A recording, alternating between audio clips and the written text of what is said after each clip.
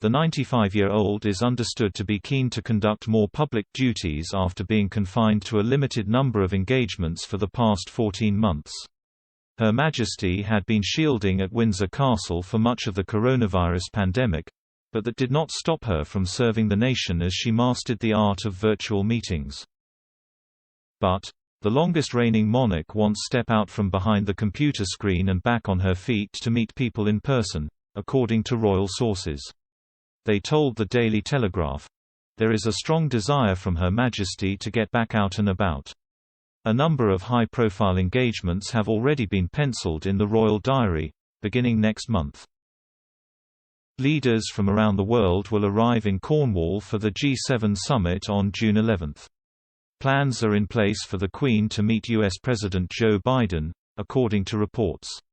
The UK will be Mr. Biden's first overseas trip since he won the presidential election, and the White House is briefing the 78-year-old for a face-to-face meeting with the head of state, CNN reports. In her historic reign, the Queen has met 14 U.S. leaders, including Donald Trump during his state visit in June 2019. The weekend of the G7 summit also falls on the Queen's official birthday celebrations. The Trooping the Colour Parade is set to take place at Windsor Castle on June 12. The annual event is traditionally held at Horse Guards Parade in London, but was scaled back and switched to Windsor due to the pandemic in 2020.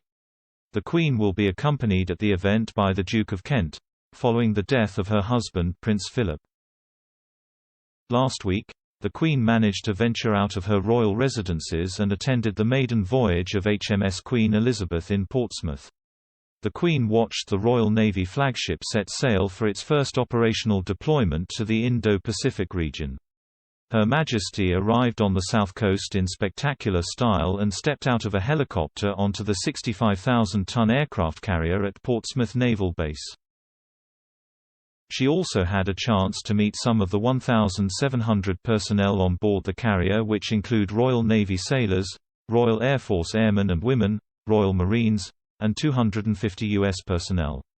The £3 billion vessel has 8 RAF F-35B stealth fighter jets on board, along with 6 Royal Navy ships, a submarine, 14 naval helicopters and a company of Royal Marines. HMS Queen Elizabeth will cover 26,000 miles over 28 weeks as it travels through the Mediterranean to the Red Sea, into the Gulf of Aden to the Arabian Sea and Indian Ocean to the Philippine Sea.